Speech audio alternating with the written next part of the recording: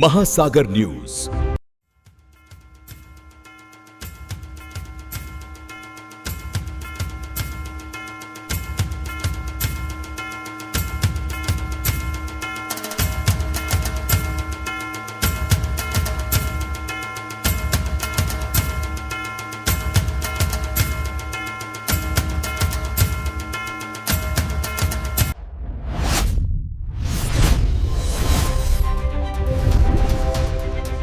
महासागर न्यूज। नमस्कार, मी स्वप्नील दुधारे। बातमी येत आहे महाडवरून। महाडच्या शिरपेचात मानाचा तुरा रोवला गेला आहे। जिद्द आणि मेहनतीच्या जोरावरती महाडच्या साक्षी अनुजा आदेश जाधव हिने एमपीएससी परीक्षेत दैदिप्यमान यश संपादन केलं आहे। तिच्या यशानंतर संपूर्ण महाड शहरात आनंदाचं वातावरण दिसून येते। तिच्या राहत्या घरापासून ते ऐतिहासिक चौदार तळ्यापर्यंत तिची भव्य मिरवणूक देखील काढण्यात आली आहे। साक्षी जाधवची एमपीएससी कंबाईन 2024च्या माध्यमातून स्टेट टॅक्स इन्स्पेक्टर अर्थातच STI म्हणजेच पोलीस उपनिरीक्षक अर्थातच PSI अशा दोन महत्त्वाच्या पदासाठी निवड झाली आहे। विशेष म्हणजे PSI पदाच्या निवडीमध्ये संपूर्ण महाराष्ट्रामध्ये SC फिमेल प्रवर्गातून साक्षी जाधवने पहिला क्रमांक पटकावला आहे। कामोठे येथे इंजिनिअरिंग पूर्ण केल्यानंतर साक्षीने स्पर्धा परीक्षेचा मार्ग निवडला।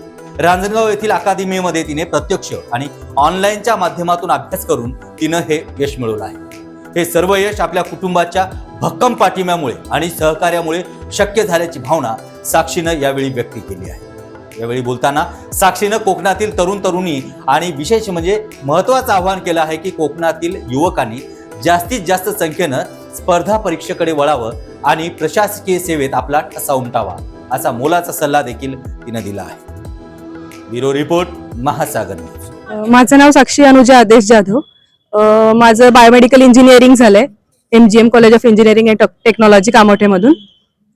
आता सध्या MPSC कंबाईन 2024च्या ॲडमध्ये माझं STI म्हणजे स्टेट टॅक्स इन्स्पेक्टर आणि PSI पोलीस सब इन्स्पेक्टर म्हणून माझं सिलेक्शन झालं आणि PSIचं सिलेक्शन झालं। त्यामध्ये मला महाराष्ट्रामध्ये SC फिमेल मधून माझा फर्स्ट रँक आलाय महाराष्ट्रामध्ये।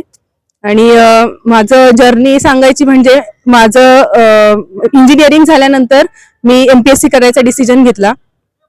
त्यानंतर मी एक अकॅडमी आहे महागणपती करिअर अकॅडमी रांजणगावला, तिथे अभ्यास केला आणि ऑनलाईन क्लासेस माझे रयत प्रबोधिनी क्लासेस मी जॉईन केले होते। आणि माझे आयडल म्हणजे उमेश कुदळे सर, रयत प्रबोधिनीचे फाउंडर आहेत ते। बाकी माझ्या सक्सेसचं श्रेय माझ्या फॅमिलीला जातं। माझे आई वडील, माझी ही दुसरी फॅमिली, सासरकडची फॅमिली, माझे हस्बंड, माझा भाऊ, ह्या सगळ्यांना माझं क्रेडिट जातं सगळं सक्सेसचं।